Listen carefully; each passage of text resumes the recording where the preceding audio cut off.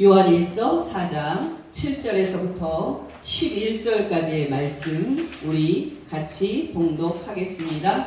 사랑하는 자들아, 우리가 서로 사랑하자. 사랑은 하나님께 속한 것이니 사랑하는 자마다 하나님으로부터 나서 하나님을 알고 사랑하지 아니하는 자는 하나님을 알지 못하나니 이는 하나님은 사랑이심이라. 하나님의 사랑이 우리에게 이렇게 나타난 바 되었으니 하나님이 자기의 독생자를 세상에 보내심은 그로 말미암아 우리를 살리려 하심이라. 사랑은 여기 있으니 우리가 하나님을 사랑하는 것이 아니요 하나님이 우리를 사랑하사 우리를 속하기 위하여 화목제물로 그 아들을 보내셨습니다.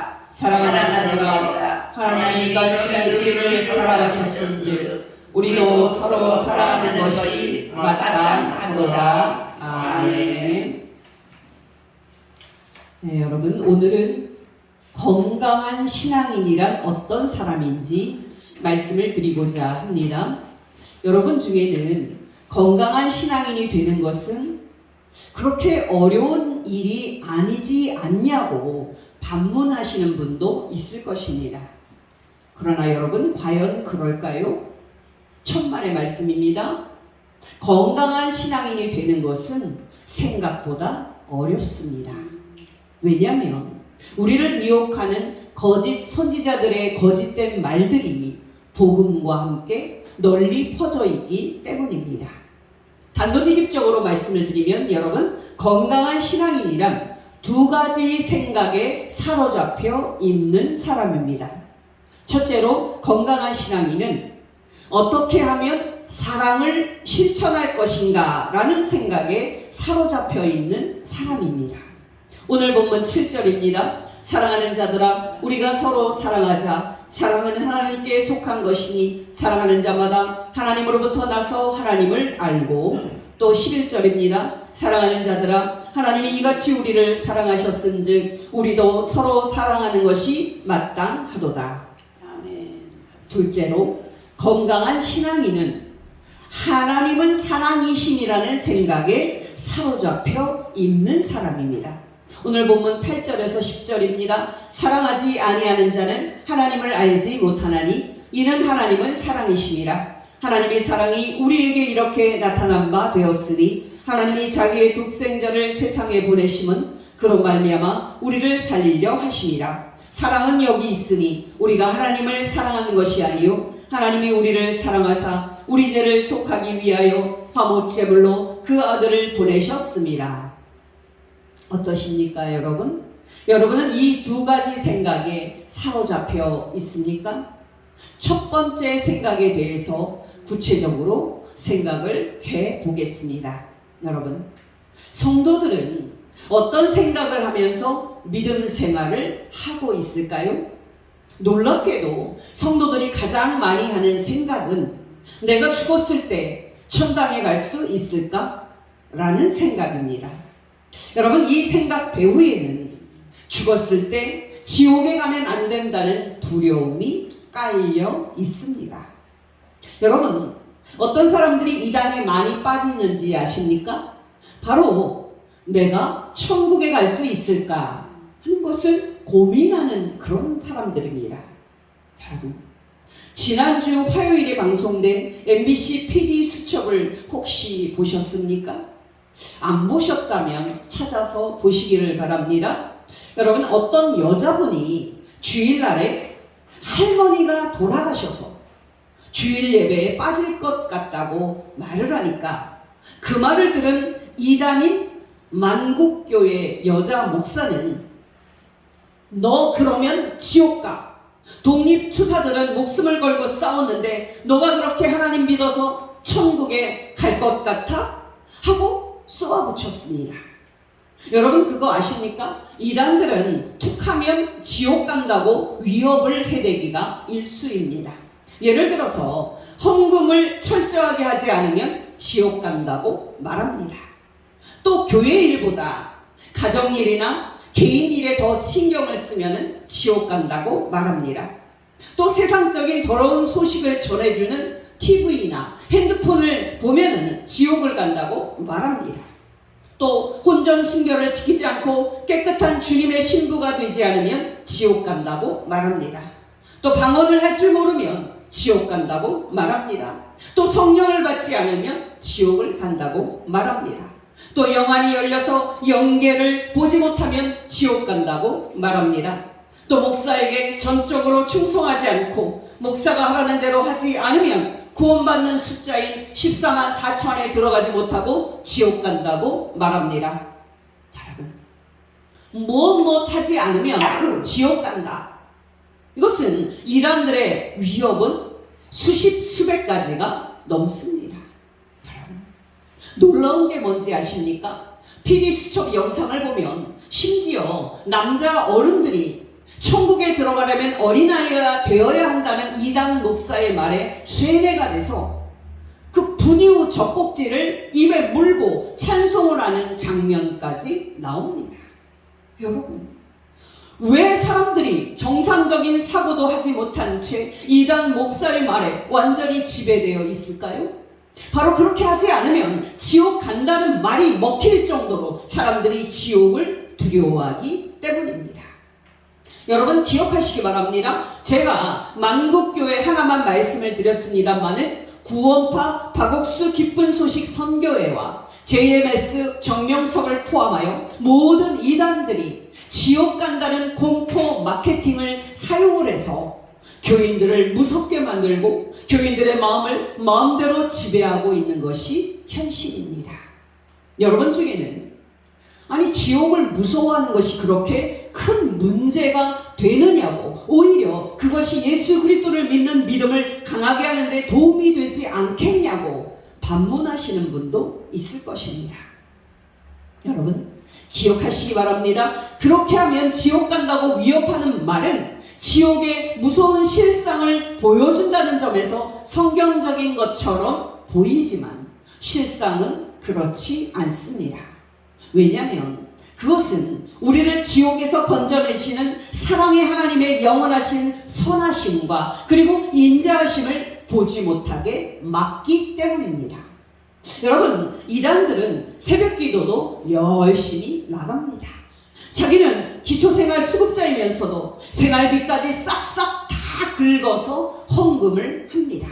부모님이 아파도 병원에 모시고 가는 일조차 못할 정도로 교회 일에 빠져서 삽니다. 왜요? 그렇게 하지 않으면 지옥에 가기 때문입니다. 어떠십니까, 여러분? 여러분은 혹시 내가 죽었을 때 천당에 가지 못하면 어떡하나 하고 생각을 하면서 강박관념으로 그 문제에 매달려서 살고 있는 사람은 아닙니까? 여러분께 분명하게 말씀드리건대 그 생각에 사로잡혀 사는 것은 건강한 신앙인이 아닙니다. 또 여러분, 많은 사람들이 자주 하는 실수인데요. 많은 사람들은 신비로운 영적 체험을 해야 한다는 생각에 사로잡혀서 삽니다. 여러분, 기억하시기 바랍니다. 기독교 신앙은 영적 체험을 인정하는 신앙입니다. 그러나 여러분, 그러한 영적 체험은 하나님의 주권에 달린 문제이지 우리가 보고 싶다고 볼 수 있고 우리가 체험하고 싶다고 체험할 수 있는 것이 아닙니다. 여러분, 사도 바울 아시지요? 사도 바울은 영적 체험이라고 하면 졸지아가라고 서러워할 정도로 많은 체험을 했던 사람입니다. 그는 다메섹 도상에서 부활하신 예수 그리스도를 육안으로 보았을 정도로 큰 체험을 했던 사람입니다. 사도행전 9장 3절에서 9절입니다. 사울이 길을 가다가 다메섹에 가까이 이르더니 보라니 하늘로부터 빛이 그를 둘러 비치는지라 땅에 엎드러져 들음에 소리가 있어 이르시되 사울아 사울아 내가 어찌하여 나를 박해하느냐 하시거늘 대답하되 주여 누구시니까 이르시되 난 네가 박해하는 예수라 너는 일어나 시내로 들어가라 내가 행할 것을 내게 이를 자가 있느니라 하시니 같이 가던 사람들은 소리만 듣고 아무도 보지 못하고 말을 못하고 서 있더라. 사울이 땅에서 일어나 눈은 떴으나 아무것도 보지 못하고 사람의 손에 끌려 다메섹으로 들어가서 사흘 동안 보지 못하고 먹지도 마시지도 아니하니라. 또 여러분, 사도 바울은 이외에도 하나님이 계시는 셋째 하늘에 올라갔다가 온 체험도 한 사람이었습니다. 고린도후서 12장 2절에서 4절입니다. 내가 그리스도 안에 있는 한 사람을 아노니 그는 14년 전에 셋째 하늘에 이끌려 간 자라. 내가 이런 사람을 아노니 그가 낙원으로 이끌려가서 말로 표현할 수 없는 말을 들었으니 사람이 가히 이르지 못할 말이로다. 근데 여러분, 이렇게 놀라운 영적 체험을 많이 한 사도 바울이 성도들에게 영적 체험을 반드시 해야 한다고 말합니까? 천만의 말씀입니다. 오히려 그는 자신이 한 영적 체험을 말할 때도 상당히 조심스럽게 말합니다. 왜 그렇습니까? 바로 영적 체험은 신앙의 본질에 속하는 것이 아니기 때문입니다. 고린도후서 12장 5절에서 7절입니다. 내가 이런 사람을 위하여 자랑하겠으나 나를 위하여는 약한 것들 외에 자랑하지 아니하리라. 내가 만일 자랑하고자 하여도 어리석은 자가 되지 아니할 것은 내가 참말을 함이라. 그러나 누가 나를 보는 바와 내게 듣는 바에 지나치게 생각할까 두려워하여 그만두노라. 여러 계시를 받은 것이 지극히 크므로 너무 자만하지 않게 하시려고 내 육체의 가시 곧 사탄의 사자를 주셨으니 이는 나를 쳐서 너무 자만하지 않게 하려 하시니라. 여러분, 어떤 사람이 이단에 많이 빠지는지 아십니까? 바로 영적 체험을 해야 된다는 그 생각에 사로잡혀 있는 사람입니다. 여러분, 왜 이 생각에 사로잡혀 있는 사람이 이단에 많이 빠집니까? 바로 이단들은 영적 체험을 할 수 있다고 사람들을 미혹하기 때문입니다. 여러분, 이런 말들은 만민중앙교회 이재롱 목사처럼 대놓고 사기치는 그런 말일 수도 있고요. 성락교회 김기동 목사처럼 실제로 귀신을 쫓아내고 입신하는 실제 체험일 수도 있습니다. 중요한 것은 여러분, 둘 다 사탄이 역사하는 방식들이라는 사실입니다. 여러분, 우리나라 성도님들은 무속의 영향인지는 몰라도 어떤 사람이 무엇을 본다더라, 그 사람이 병도 고치고 귀신도 쫓아낸다더라 하는 그런 말을 들으면 그것이 하나님의 영의 역사인지 사탄의 영의 역사인지 분별을 하지 않고 그 사람을 무조건 신뢰하는 그런 경향이 있습니다. 그러나 여러분, 기억하시기 바랍니다. 사탄도 기적과 표적을 일으킬 수 있습니다. 그러니까 미혹되지 마시기를 바랍니다. 더 중요한 것은 여러분, 영적 체험은 신앙의 본질에 속하는 것이 아니라는 사실입니다. 또 여러분, 많은 성도들이 사로잡혀 있는 생각은 자신의 행복 그리고 성공을 원하는 생각입니다. 여러분, 제가 앞에서 말한 두 가지 생각이 영적인 것에 대해서 과도하게 치우친 잘못이라면 이 생각은 이 세상에 대해서 과도하게 치우친 잘못입니다. 여러분, 기억하시기 바랍니다. 내가 어떻게 하면 행복한 삶을 살 수 있을까? 내가 어떻게 하면 이 경쟁 사회에서 성공할 수 있을까? 내가 어떻게 하면 나의 잠재력을 개발하고 나의 탁월성을 이끌어낼 수 있을까? 내가 어떻게 하면 이 치열한 삶 속에서 마음의 평안을 얻고 힐링을 할 수 있을까? 이런 생각들은 모두가 다 하나님께 속한 생각이 아닌 이 세상에 속한 생각들입니다. 여러분, 오늘날 한국 사회를 지배하는 세속적인 정신은 바로 행복과 힐링이라는 생각입니다. 여러분, 예수 그리스도를 믿는 성도들도 이런 점에서 예외가 아닙니다. 여러분, 분당의 어느 교회의 목사가 성적인 문제로 지난주에 언론에 이름이 오른 적이 있습니다. 여러분, 그거 아십니까? 이 목사는 CBS에서 행복한 삶을 강의하는 것으로 유명한 사람이었습니다. 여러분, 놀랍게도 이 목사가 목회하는 교회는 코로나 때 500명이었던 교회가 1,500명의 교인으로 급성장을 했습니다. 여러분, 비결이 무엇이었는지 아십니까? 바로 그 교회에 나오면은 마음이 힐링을 받고 행복한 삶을 산다는 그런 선전 때문이었습니다. 안 그래도 힘든데 코로나로 힘들어하던 많은 성도들이 위로와 또 행복한 삶을 살고자 그 교회에 몰려갔습니다. 그 결과가 어땠는지 아십니까? 그들이 행복을 만났습니까? 천만의 말씀입니다. 그들이 만난 것은 여자 교인들을 가스라이팅 시켜서 자신의 성적인 욕망을 충족시키는 나쁜 목사였습니다. 그렇다면 여러분, 우리가 어떤 생각에 사로잡혀서 살아야 합니까? 단도직입적으로 말씀을 드려서 사랑에 대한 생각입니다.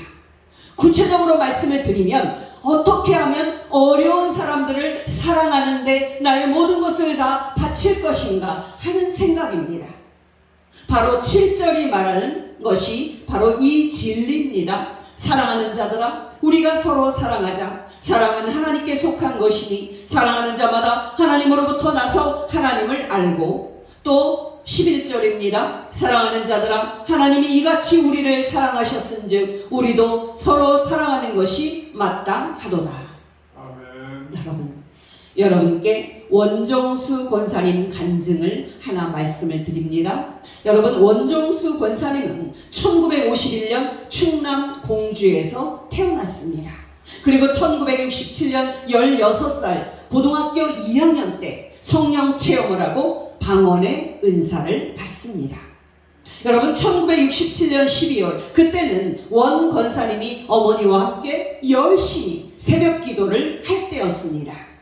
여러분, 지금은 교회가 가까이 있지만은 그때는 교회가 멀리 떨어져 있어서 새벽 기도를 가려면은 1시간 이상 걸어가야만 했던 그런 때였습니다. 여러분, 생각해 보십시오. 그때 원권사님은 추운 겨울인데도 난방도 되지 않는 허름한 방에서 사골세를 살고 있었습니다. 심지어 그때는 먹을 것도 없었습니다. 그러나 16살 원 권사님은 어머니와 함께 열심히 새벽 기도를 했습니다.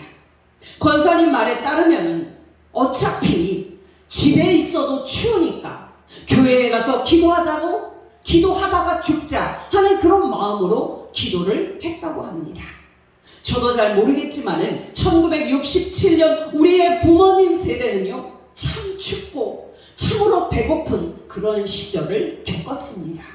그러나 그 어려운 시절에도 예수 그리스도를 믿는 그들의 믿음은 진짜 믿음이었습니다.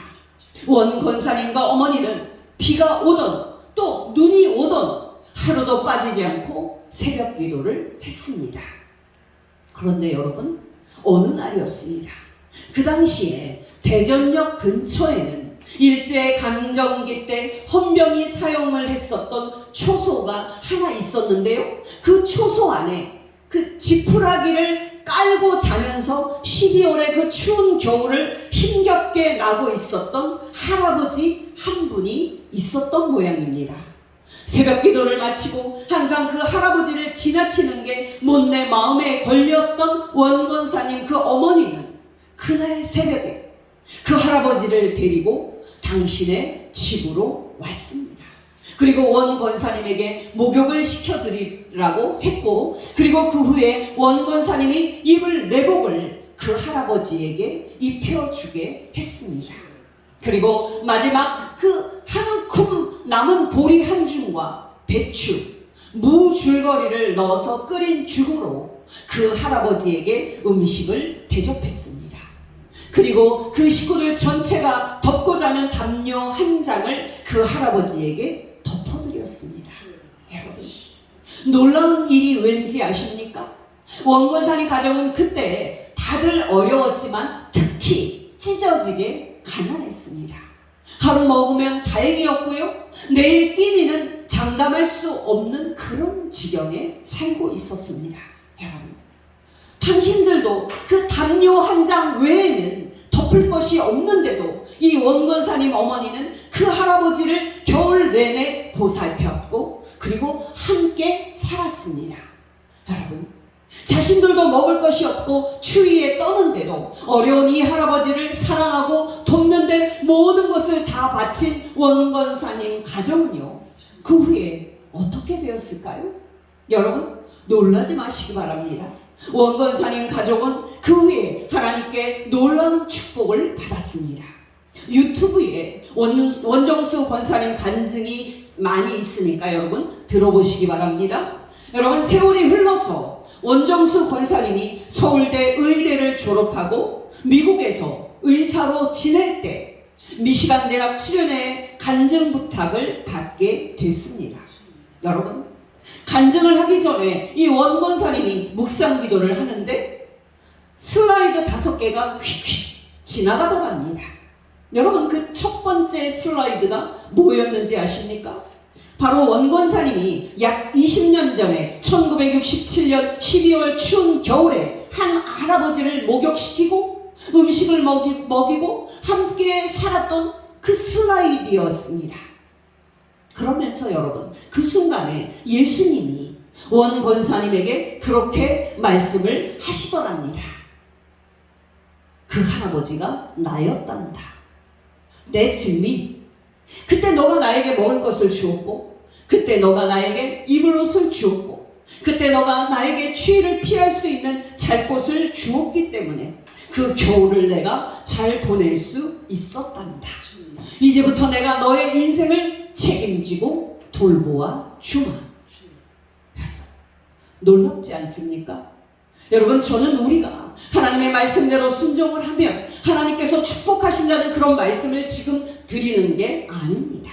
물론 이것은 사실입니다만은 저는 원권사님 어머니처럼 그 당신이 가진 것이 없는데도 불구하고 어려운 할아버지를 섬기는데 헌신을 한 것처럼 우리가 어려운 사람을 사랑하고 우리끼리도 서로 사랑하는데 우리의 모든 것을 다 바치는 것에 우리의 생각이 다 있어야 한다는 그런 말씀을 드리는 겁니다.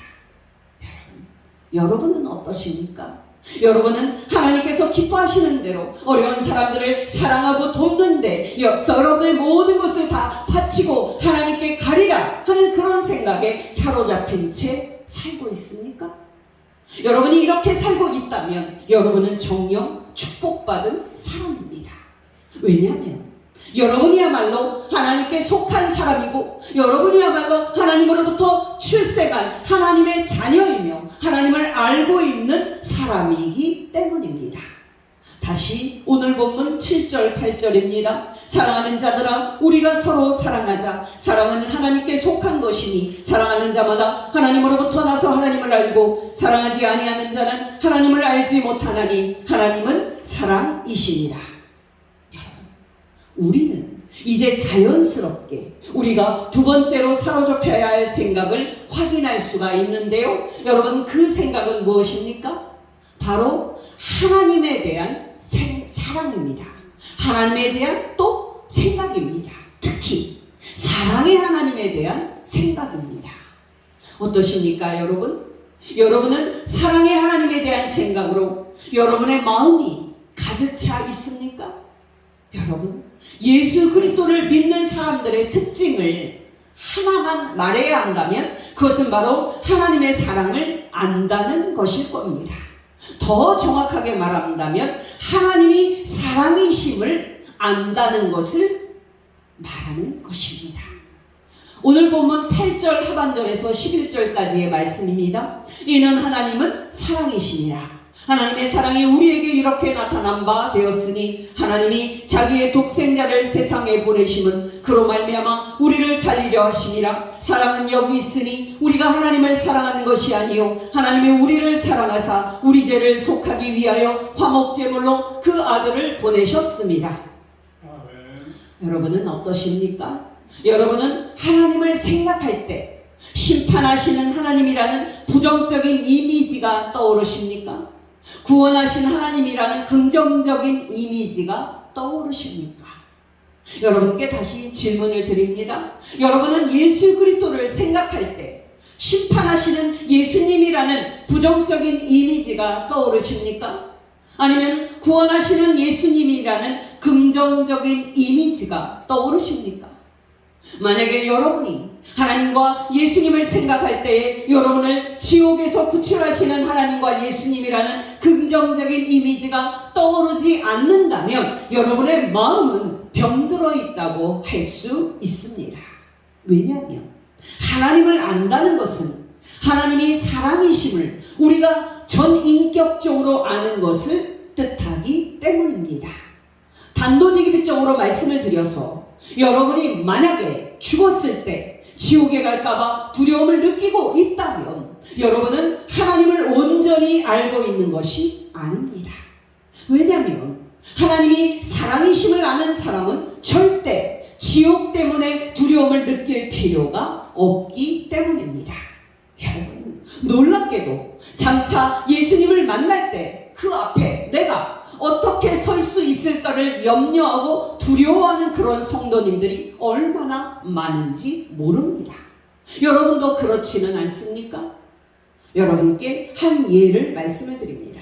여러분, 멕시코에서 복음을 전하는 김윤상 선교사님이 계시는데요. 이 선교사님이 하루는 운전을 하고 가다가 사고를 당해서 24일간 혼수 상태에 빠지는 일이 생겼습니다.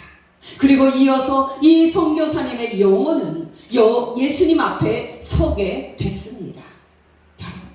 그 자리는 예수님께서 심판하시는 자리였는데요. 놀랍게도 그 자리에는 선교사님 옆에 예수님이 계셨고 사탄도 그 자리에 함께 있었다고 합니다. 근데 여러분, 갑자기 그 순간에 선교사님이 평생 지었던 모든 죄들이 예수님 앞에 펼쳐지는데 그 죄들을 이 선교사님도 보고 또 사탄도 옆에 있었던 그 사탄도 함께 보고 있었다고 합니다. 이 선교사님은 그 순간에 너무 깜짝 놀랐을 뿐만 아니라 그 죄에 그 자기가 지은 죄를 보면서 너무나도 부끄러웠다고 합니다. 자기도 알지 못하는 죄들이 다 드러나는데 너무 부끄러웠다고 합니다. 여러분, 이 정도까지 들으면 이 이야기를 듣는 모든 사람들이 분명히 두려움을 느낄 것입니다. 어떤 분은 나도 장차 예수님의 심판대 앞에 설 텐데 잘 살아야 되겠구나 하고 생각할 것입니다. 근데 여러분, 이 선교사님 이야기를 더 들어보시기를 바랍니다. 그렇게 자기가 지었던 모든 죄가 예수님과 사탄이 보는 데서 다 드러나는데 그 끝에 사탄이 선교사님을 예수님께 정죄하고 이 선교사님을 지옥으로 데려가겠다고 참소를 하더랍니다. 여러분, 그때 예수님이 어떻게 하셨는지 아십니까? 예수님은 절대 이 선교사님을 내줄 수가 없으니까 사탄아 떠나라 하고 명령을 하더랍니다. 그랬더니 사탄이 떠나가면서 소리를 치더랍니다. 예수님, 도대체 이 사람이 뭐길래 이 사람을 나한테 안 내주시는 겁니까? 여러분, 놀랍지 않습니까? 여러분, 우리가 장차 예수님의 심판대 앞에 서는 것이 단지 우리가 심판받기 위한 거라면 예수님을 믿는 것이 기쁘겠습니까? 우리가 장차 하나님의 심판대 앞에 서는 것이 단지 우리가 심판받기 위한 거라면 하나님을 믿는 것이 기쁘겠습니까? 전혀 기쁘지 않을 것입니다. 어떠십니까, 여러분? 여러분은 하나님이 사랑이심을 알고 있습니까? 여러분은 하나님께서 여러분을 사랑하셔서 하나님의 아들 예수 그리스도를 통해서 이미 여러분을 구원하셨다는 사실을 알고 있습니까? 다시 오늘 본문 9절 10절입니다. 하나님의 사랑이 우리에게 이렇게 나타난 바 되었으니 하나님이 자기의 독생자를 세상에 보내심은 그로 말미암아 우리를 살리려 하심이라. 사랑은 여기 있으니 우리가 하나님을 사랑한 것이 아니요 하나님은 우리를 사랑하사 우리 죄를 속하기 위하여 화목제물로 그 아들을 보내셨습니다. 여러분, 누가복음 15장에는 예수님의 비유 중에 가장 유명한 비유인 탕자의 비유가 나옵니다. 여러분, 하나 아버지한테 두 아들이 있었습니다. 여러분이 알다시피 첫째 아들은 집에서 성실하게 일을 하는 사람이었습니다. 반면에 둘째 아들은 아버지한테 유산을 달라고 해서 먼 나라에 가서 자기의 전 재산을 탕진한 못된 아들이었습니다. 근데 여러분, 이 이야기에는 놀라운 사실이 하나 있습니다. 바로 첫째 아들이건 둘째 아들이건 두 아들 다 아버지를 잘 알지 못하는 사람이었다는 사실입니다. 정확하게 말씀을 드리면 두 아들 다 아버지가 사랑이심을 알지 못했습니다. 여러분, 놀라운 일이 아닙니까? 아버지와 함께 오래 살았는데도 두 아들은 아버지가 사랑이심을 알지 못합니다. 여러분, 이런 일은 이 두 아들에게만 해당될까요? 천만의 말씀입니다. 하나님을 믿으면서도 하나님이 사랑이심을 알지 못하는 성도들이 얼마나 많은지 모릅니다. 정말 예수 그리스도를 믿으면서도 예수 그리스도께서 사랑이심을 알지 못하는 성도들이 얼마나 많은지 모릅니다. 여러분께 탕자의 비유 이야기를 구체적으로 말씀을 드립니다. 여러분이 알다시피 두 아들 중에 둘째 아들이 하루는 아버지한테 유산을 나눠달라고 요청을 해서 아버지는 두 아들 모두에게 재산을 나누어 줍니다. 여러분이 알다시피 며칠 안 돼서 둘째 아들은 재물을 다 모아가지고 먼 나라로 갑니다. 여러분, 그때만 해도 이 아들은 행복한 삶을 꿈꿨을 것입니다. 자기 수중에 돈도 많겠다, 이제는 행복하게 살 일만 남았다고 생각을 했을 것입니다. 그러나 여러분, 그것은 이 아들의 착각이었습니다. 자기가 가진 돈을 허랑방탕하게 다 써버린 이 아들은 마침내 알거지가 됩니다. 급기야 그 나라에 큰 흉년이 들어서 이 아들은 하루 한 끼도 먹을 수 없는 비참한 처지가 됩니다. 어쩔 수 없이 그는 한 돼지 농장 주인에게 붙어서 먹고 살 수밖에 없었는데요, 놀랍게도 그마저도 쉽지 않았습니다. 여러분, 생각해 보십시오. 돼지가 먹는 사료라도 먹고 허기진 배를 채우고 싶었지만은 그에게 그 사료마저도 주는 사람이 없었습니다. 여러분, 그렇게 배고프고 비참한 그런 처지에서 결국 굶어 죽을 수밖에 없었던 이 둘째 아들은 그때서야 아버지를 생각했습니다. 그는 고향집에 있는 아버지의 많은 재산과 부요함을 생각했습니다.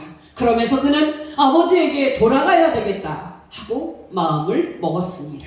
누가복음 15장 16절에서 20절 상반절입니다. 둘째 아들이 돼지 먹는 쥐염 열매로 배를 채우고자 하되 주는 자가 없는지라 이에 스스로 돌이켜 이르되 내 아버지에게는 양식이 풍족한 품꾼이 얼마나 많은가. 나는 여기서 주려 죽는구나. 내가 아버지에게 가서 이르기를 아버지, 내가 하늘과 아버지께 죄를 지었사오니 지금부터는 아버지의 아들이라 일컬음을 감당하지 못하겠나이다. 나를 품꾼의 하나로 보소서 하리라 하고 이에 일어나서 아버지께 돌아가니라. 여러분, 어떠십니까? 이 둘째 아들은 아버지가 사랑이심을 알았습니까? 천만의 말씀입니다. 이 아들은 아버지에게는 자기가 굶어 죽지 않을 수 있는 풍성함이 있음을 알았지만 아버지께서 탕자인 자신을 넉넉히 용서하신 다음에 자기를 여전히 아들로서 받아줄 것이라고 확신을 하지 못했습니다. 이 아들은 전 재산을 탕진한 자신에게 아버지께서 화를 내셔도 마땅하지만 또 아버지가 자신을 아들이 아닌 품꾼의 하나라도 받아만 준다면 감지덕지라고 생각을 하고 있었습니다. 여러분, 이 아들이 그렇게 뉘우치는 마음으로 어깨를 늘어뜨리고 아버지의 집을 향해 걸어가고 있을 때 저 멀리 아버지의 집이 보였을 때에 어떤 일이 일어났는지 아십니까? 이 돌아온 탕자를 향해 아버지가 호되게 꾸짖고 너는 이제부터 내 아들 아니다 라고 말하면서 내쫓아도 할 말이 없는데 아버지는 이 탕자를 향해서 놀라운 사랑을 베풉니다. 누가복음 15장 20절에서 24절입니다. 이에 둘째가 일어나서 아버지께 돌아가니라. 아직도 거리가 먼데 아버지가 그를 보고 측은히 여겨 달려가 목을 안고 입을 맞추니 아들이 이르되 아버지, 내가 하늘과 아버지께 죄를 지었사오니 지금부터는 아버지의 아들이라 일컬음을 감당하지 못하겠나이다 하나 아버지는 종들에게 이르되 제일 좋은 옷을 내어다가 입히고 손에 가락지를 끼우고 발에 신을 신기라. 그리고 살진 송아지를 끌어다가 잡으라. 우리가 먹고 즐기자. 이 내 아들은 죽었다가 다시 살아났으며 내가 잃었다가 다시 얻었노라 하니 그들이 즐거워하더라. 여러분, 놀랍지 않습니까? 잔치상이 아니라 회초리가 필요해도 많이 필요한 이 상황에서 아버지는 놀랍게도 이 아들을 변함없이 사랑하고 아들로 변함없이 인정을 해줍니다. 어떠십니까, 여러분? 여러분은 하나님이 사랑이심을 알고 있습니까? 여러분은 하나님께서 여러분을 이렇게 사랑하시는 아버지이심을 알고 있습니까? 여러분, 다시 탕자의 이야기입니다. 마침 맏아들이 밭에서 하루 종일 땀을 흘려서 일하고 집으로 돌아왔습니다. 근데 집에 가까워 와보니까 집안에서 풍악과 또 춤추는 소리가 들립니다. 맏아들은 너무 당황스러워서 한 종에게 도대체 무슨 일인가 하고 묻습니다. 그 종이 말하기를 탕진한 당신의 동생이 돌아왔는데 당신의 아버지가 내 아들아 잘 돌아왔다 하면서 당신의 동생을 다시 받아주고 잔치까지 베풀었다는 그 말을 듣자마자 이 맏아들은 화를 버럭 내면서 집안에 들어가지 않으려고 했습니다. 여러분, 이때 아버지가 집 밖으로 나와서 이 맏아들을 들어가자고 달랩니다. 여러분, 이때 맏아들이 아버지에게 뭐라고 말했는지 아십니까? 아버지에게 눈을 부릅뜨면서 아버지, 어쩌면 이럴 수가 있습니까? 내가 수년 동안 아버지의 명을 조금 더 어기지 않고 아버지를 섬겼는데도 나한테는 그 염소 새끼라도 주면서 나와 내 친구들로 즐겁게 하신 일이 한 번도 없었는데 어떻게 아버지의 살림을 장녀들과 함께 탕진한 아들이 돌아오매 살진 송아지까지 잡고 또 그를 위해서 잔치까지 베풀 수가 있단 말입니까? 아버지, 해도 너무한 거 아닙니까? 여러분, 이렇게 불만을 나타내는 맏아들에게 아버지가 뭐라고 말했는지 아십니까? 얘야, 내 사랑하는 아들아, 너는 항상 나와 함께 있는 아들이고 내가 가진 모든 것이 다 너의 것인데 왜 그렇게 인색하게 생각하니? 죽은 너의 동생이 이렇게 다시 살아 돌아왔으니 우리가 함께 즐거워하고 기뻐하는 것이 마땅하지 않겠니? 아멘. 누가복음 15장 28절에서 32절입니다. 맏아들이 노하여 들어가고자 하지 아니하거늘 아버지가 나와서 권한대 아버지께 대답하여 이르되 내가 여러 해 아버지를 섬겨 명을 어김이 없거늘 내게는 염소 새끼라도 주어 나와 내 벗으로 즐기게 하신 일이 없더니 아버지의 살림을 장녀들과 함께 삼켜버린 이 아들이 돌아오매 이를 위하여 살진 송아지를 잡으셨나이다. 아버지가 이르되 예, 너는 항상 나와 함께 있으니 내 것이 다 너의 것이로되 이 너의 동생은 죽었다가 살아났으며 내가 잃었다가 얻었기로 우리가 즐거워하고 기뻐하는 것이 마땅하니라 하니라. 아멘. 감사합니다. 여러분은 어떠십니까? 여러분은 혹시 맏아들처럼 하나님 아버지와 함께 살고 있지만 하나님 아버지에 대한 심각한 오해로 말미암아 하나님께서 사랑이신 그 하나님을 누리지도 못하고 하나님 아버지와 친밀한 사귐도 갖지 못한 채 불평불만에 빠져있는 사람은 아닙니까? 여러분, 이 비유에서 실컷 허랑방탕하게 삶을 살다가 아버지께 돌아온 탕자는 평생 죄만 짓고 사는 세리와 창녀를 뜻하고요, 평생 아버지의 명을 조금 더 어기지 않고 아버지를 섬긴 맏아들은 평생 교회 안에서만 산 경건한 바리새인을 뜻합니다. 어떠십니까, 여러분? 여러분은 하나님을 알고 있습니까? 여러분은 정말 하나님이 사랑이심을 알고 있습니까? 여러분은 정말 하나님이 여러분을 사랑하시고 여러분을 구원하신 분이심을 알고 날마다 하나님을 생각할 때 기뻐하고 있습니까? 여러분은 정말 예수님이 여러분을 사랑하시고 여러분을 죄와 율법과 죽음에서 건져내셨고 여러분을 악한 마귀와 악한 영들과 지옥의 권세에서 건져내신 분이심을 알고 날마다 예수님을 생각할 때 기뻐하고 있습니까? 여러분, 예수님의 12 제자 중에 사도 요한이라는 제자가 있습니다. 여러분, 사도 요한이 어떤 제자였는지 아십니까? 바로 사도 요한은 예수님과 가장 친밀한 관계를 누렸던 제자였습니다. 여러분, 성경은 사도 요한을 말할 때 예수께서 사랑하시는 제자라고 말하고요, 또 최후의 만찬 속에서 예수님의 품에 안긴 사람이라고 말합니다. 요한복음 21장 20절입니다. 베드로가 돌이켜 예수께서 사랑하시는 그 제자가 따르는 것을 보니 그는 만찬 속에서 예수의 품에 의지하여 주님을 따르는 자가 누구오니까 묻던 자더라. 여러분, 기억하시기 바랍니다. 예수님을 안다는 것은 사도 요한처럼 예수님이 사랑이심을 알고 예수님의 품에 기쁨으로 안기는 사람입니다.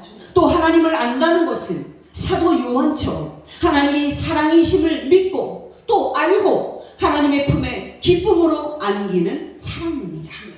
여러분께 권면드립니다. 여러분이 이번 주간도 살아갈 때 하나님이 여러분을 사랑하시고 구원하신 분이심을 알아서 정말 하나님이 사랑이심을 알아 기쁨으로 하나님의 품에 안기는 복된 성도 되시기를 예수 이름으로 축원합니다. 또한 하나님이 사랑이심을 알아 그 받은 사랑으로 어려운 이웃에게 사랑을 주는 복된 성도 되시기를 예수 이름으로 축원합니다. 기도하겠습니다.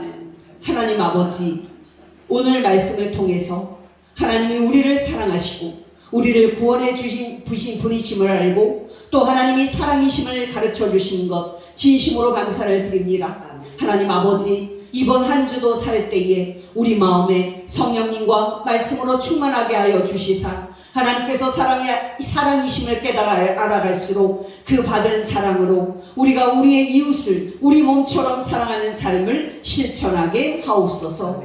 우리의 모든 죄를 대신 지시고 십자가에서 우리 죄에 대한 하나님의 진노와 심판을 우리를 위하여 받아주신 하나님의 아들 예수 그리스도의 이름으로 사랑이신 하나님 아버지 앞에 감사하며 기도를 드리옵나이다. 아멘.